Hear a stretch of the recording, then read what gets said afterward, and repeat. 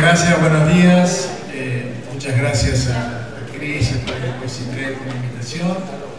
Y bueno, también quiero compartir un poquito las palabras de Yora, mis felicitaciones al señor ministro y a todo el equipo de Chile por el trabajo que están haciendo. Creo que están en la dirección correcta. Y bueno, mi intención hoy cuando Cris me invitó, primero fue tratar de focalizarme y de concentrarme los 10 minutos que me pidió que durara mi presentación, así que voy a tratar de hacerlo concreto y cubrir solamente un punto de las muchas cosas que se pueden hablar sobre cruceros en América del Sur. Y el tema que Cris me propuso fue el camino hacia adelante, es decir, cómo seguimos en los cruceros hacia América del Sur. Lo primero que hice fue ver un poco en las dos últimas ediciones del CITRE de América del Sur lo que habíamos hablado y particularmente lo que había hablado yo en el primer CITRE que se hizo en San Pablo hace 2 años. Y en ese momento, si encuentro cómo esto avanza, el tema era cómo los puertos y los destinos de la región pueden trabajar juntos para promover los cruceros, que es un tema muy parecido a cómo seguimos hacia adelante. En ese momento, mi primera pregunta, porque estamos hablando de mediados del 2011, con un boom de la industria de cruceros en América del Sur, era, ¿tienen que preocuparse? ¿Es importante que los puertos y los destinos se preocupen o es algo que viene? Yo le decía que sí, y le decía que sí porque el crecimiento se estaba ralentizando, estaba...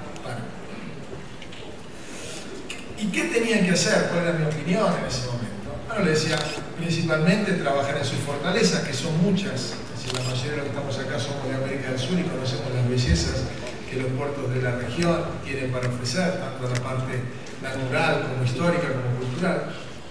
Pero sobre todo dos cosas donde se podía trabajar muy fuertemente, que era simplificar las reglas y ser previsibles y alinear los costos a los estándares internacionales.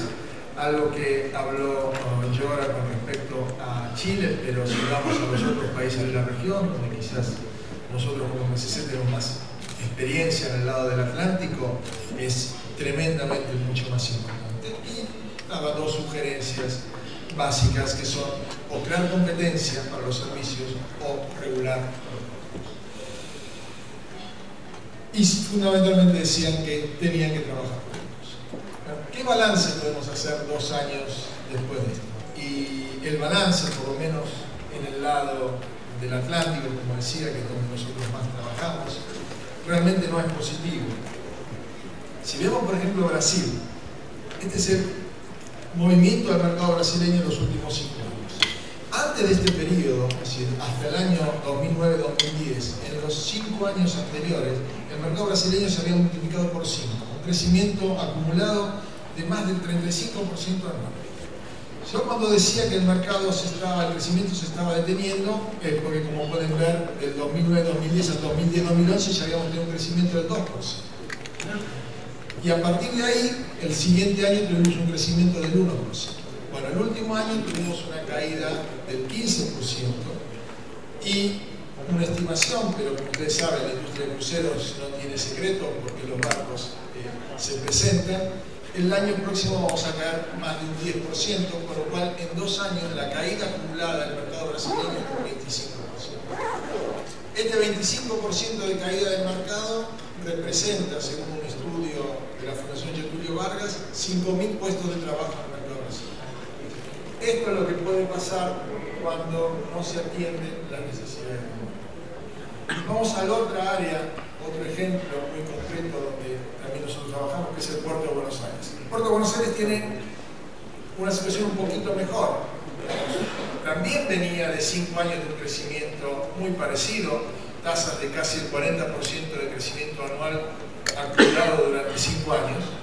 Del 2009-2010 al 2010-2011 prácticamente no creció, pero después tuvo un buen crecimiento en el 2011-2012 y otro crecimiento en el 2012-2013. Nosotros estimamos que este año va a estar prácticamente igual, un crecimiento muy leve. Pero si ustedes ven, todo el crecimiento viene de la parte superior de la columna. La parte superior de la columna son los argentinos. La parte inferior son los embarques de extranjeros y la parte central son los tránsitos, prácticamente constantes. Desde hace 10 años que los argentinos representaban el 12-13% del mercado de cruceros en Argentina, este año van a representar casi el 50%. Es muy bueno. Lo malo es que no haya crecido el turismo extranjero en la misma proporción. ¿Por qué es esto? Ya lo hemos charlado en montones de oportunidades. Costos, dificultades operativas. La mayoría de los nuevos barcos que se construyen no tienen posibilidad de operar en Puerto de Buenos Aires por cuestiones de tamaño o por cuestiones de bloqueo del canal. Todas son situaciones que tenemos que seguir trabajando y tenemos que seguir mejorando.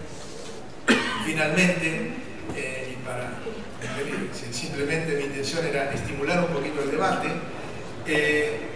algo también que Yora describió muy bien. Las compañías de cruceros buscamos itinerarios, no puertos. De nada sirve que un puerto trabaje aisladamente y tenga las mejores condiciones, los mejores costos, porque las compañías de cruceros, nuestras casas matrices, buscan, como Yora bien lo describió, áreas de operación. La realidad es que un crucero de 7 noches en el Atlántico Sur cuesta entre 3 y 4 veces más que un crucero de 7 noches en Europa o en el Caribe. Eso obviamente que afecta muchísimo la rentabilidad de las empresas y por eso los números que estamos viendo. Muchas gracias.